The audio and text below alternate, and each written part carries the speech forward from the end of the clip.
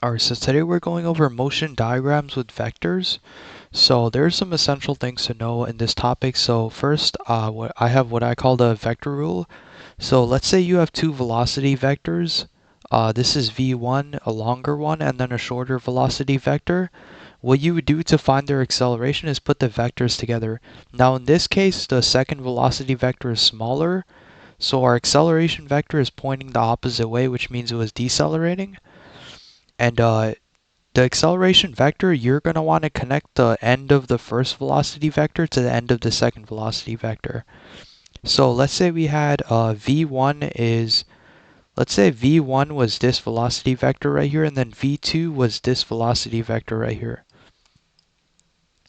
Now, if we connect the end of the first velocity vector to the end of the second velocity vector, we would get an acceleration vector of this one. This would be our acceleration vector, in which we can see that it is accelerating, since this is v1 right here and this is v2. Now the second thing is going to be that the distances in between the particle intervals is going to be our distance d, and that's something that can always change. However, the time interval in which the particles is something that's always going to stay constant, especially in particle models. And two formulas to know is that velocity is equal to distance over time, and acceleration is going to be equal to velocity 2, or velocity final, minus velocity initial over time. Or in this case, we can write v2 minus v1 over time. That's the change in velocity, so delta v over the time, and that would give us acceleration. Alright, so let's take a look at number 8. So number 8 is this figure shows 3 points of a motion diagram. Is the average speed between 1 and 2 greater or less than or equal to the average speed between 0 to 1? So let's complete this diagram with these vectors here. So we can see that the distance between 0 and 1 is larger than the distance between 1 and 2. By the way, remember that these are the same intervals. So let's say it's at t equals 0, t equals 1, and then t equals 2. So since we want to find out the relation from 1 to 2 to 0 to 1, so since the distance from 1 to 2 is less than 0 to 1, we could conclude that the average speed is going to be less than. And it's going to be less than at 1 to 2 rather than 0 to 1. And we can tell that because the distances between the intervals are getting smaller. So it's decelerating. Alright, so number 10 is this figure shows the two dots of a motion diagram and vector v2. Copy this figure and then add dot 4 and the next velocity vector 3. If the acceleration vector a at dot 3 points right and then one that points left. So we want to create two scenarios here. One scenario in which the velocity vector or the acceleration vector is going to be points right, which means it's positive. So if the acceleration vector points in the same direction as the velocity vector, that means it's accelerating. If it points opposite, that means it's decelerating. So let's plot a point 4 that would show that it's accelerating. So what we want to do is plot a point 4 that's way farther from point 3 than 2 is to 3. So we can see that the distance in between the interval is getting greater. And if we use our vector rule from earlier, so velocity 2 vector would be right here, and then v3 would be right here. If we add them together, combine the first end of the first velocity vector to end of second velocity vector, we would get an acceleration vector that points to the right, which goes by the rules of whatever the question was asking first. And now we want to create a scenario in which the acceleration vector points the opposite way, or it points to the left. So let's plot point 4 somewhere else now. So let's plot point 4 right here. So if we plot point 4 right here, our velocity v3 would be right here. So let's use the vector rule again to make sure we know that the acceleration points to the left. So this is v2 right here, and then v3 is going to be right here, And if we connect from the end of the first velocity to the end of the second velocity vector, we get an acceleration vector that points to the left. So this acceleration point vector points to the left, which means that it's decelerating, and we have also satisfied these requirements. Alright, so let's take a look at number 18. So this figure shows the motion diagram of drag racer. The camera took 1 frame every 2 seconds. Measure the x values of the racer at each dot, and then list your data. So let's measure the x values that we know. So we know x is equal to 0 right here, and then at t equals 2, x is equal to, we could estimate that to about, let's say 30. So we could write 30 down here, and then at t equals 4, the position is going to be 100, and then at t equals 6, it's going to be 200. At t equals 8, we have 400, and then t equals 10 is going to be around, let's say 520. T equals 10 is going to be 600. And yeah, t equals 10, right? This is 2, 4, 6, 8, 10. T equals 12 is 600 actually. And then t equals 14 is going to be right here, which is going to be, let's say 670. And then t equals 16 is going to be around 720. So those are the positions that we have listed down. Now B is asking us to make a position versus time graph of the drag racer.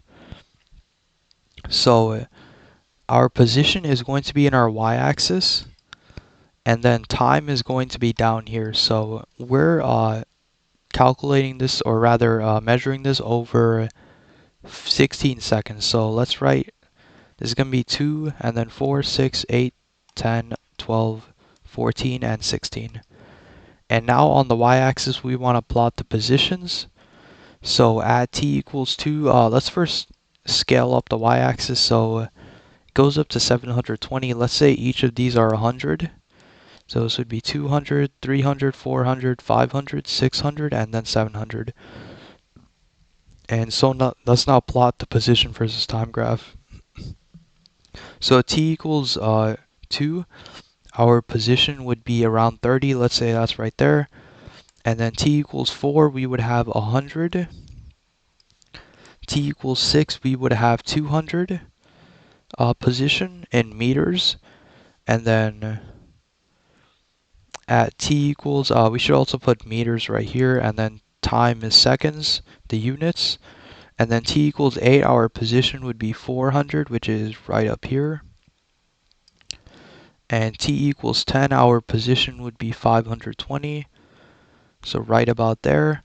And then t equals 12, our position would be 600, so right here. And then t equals 14, our position would be 670. And then t equals 16, our position would be 720. So we don't have to connect the lines together, but we could see by this dotted graph here, the position versus time, that the drag racer is moving and how fast it's moving. We could tell how fast it's moving by looking at the slope. The slope would give us the velocity of the drag racer at any given instant, or rather the average between a 2-second interval. So if we were to connect it, we could calculate the slope. Remember, velocity is distance over time. So in that case, we would grab the distances between an interval and then grab the time interval. So let's first, let's just for example calculate it from the time interval of 8 seconds, or rather 6 seconds to 8 seconds. So the distance at 6 to 8 seconds is going to be 400 minus 200. And then the time, so delta t is going to be 8 minus 6, because this happens at 8 seconds and this happens at 6 seconds. So 8 minus 6, and that we would have 200 over 2. So at that given time, the velocity would be 100 meters per second. And that's just an example, but the question was originally asking us to draw a graph. Alright, so I want you guys to try number 9. So essentially for this, just calculate or use the vector rule to calculate the average acceleration over an interval. So you could pause the video and try that out. Alright, so let's take a look at number 9. So number 9 is this figure shows 5 points of a motion diagram. Use tactic box number 1.2 to find the average acceleration vectors at points 1, 2, and 3. So if we remember, the vector rule is going to be, let's say we have one vector v1 and then v2. I made a real hush of that, but v2 right here.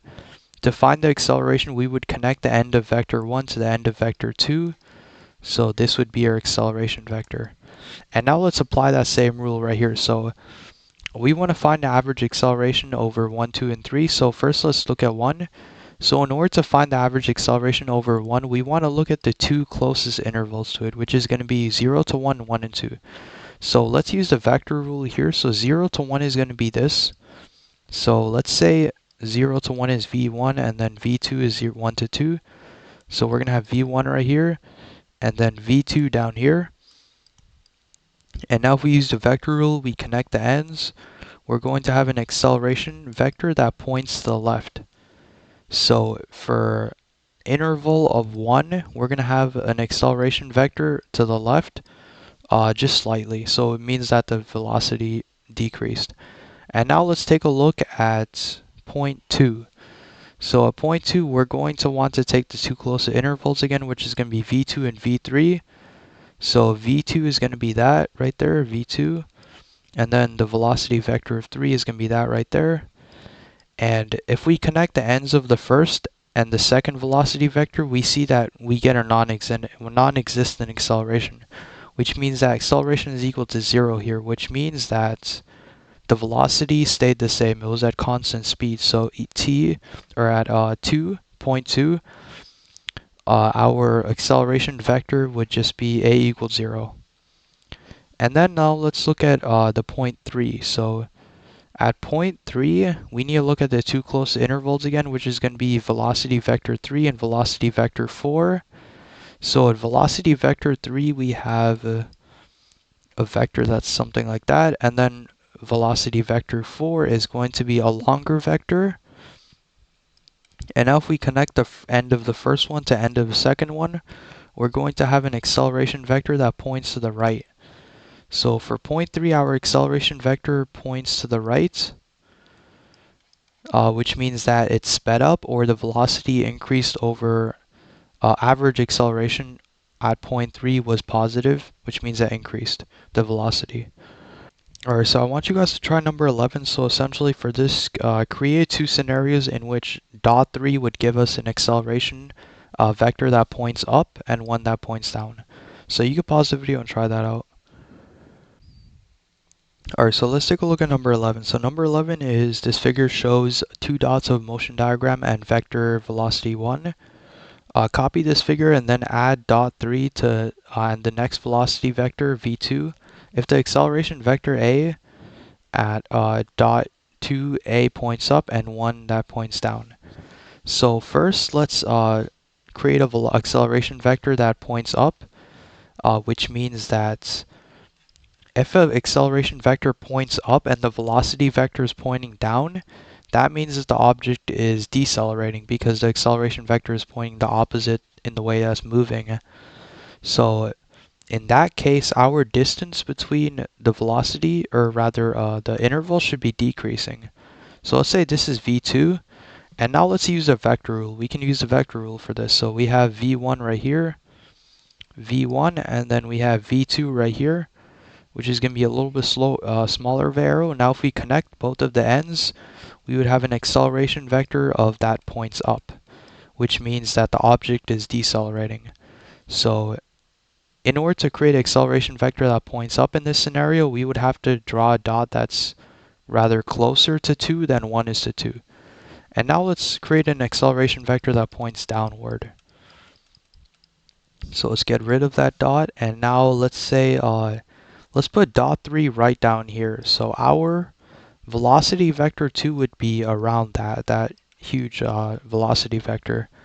And now let's use the vector rule again. So we have v1, which is going to be this arrow right here. And then we have v2, which is going to be this arrow right here. And I drew it a bit longer than it actually should be. But now we connect the end of velocity vector 1 to velocity vector 2, we get an arrow that points downward, and that is going to be our acceleration, which means that it is accelerating. Even though it's downwards, it's accelerating because the velocity is pointing downwards. So that is going to be our acceleration vector there, and our point 3 dot. Alright, so that's basically it for motions and diagrams with vectors. So it's really important to note the velocity and acceleration equations here and how to understand them, as well as visualize them in a particle model diagram. And I'd say, it's important to know that the time intervals are always the same. The distance will tell you what the velocity and acceleration vectors could possibly be like.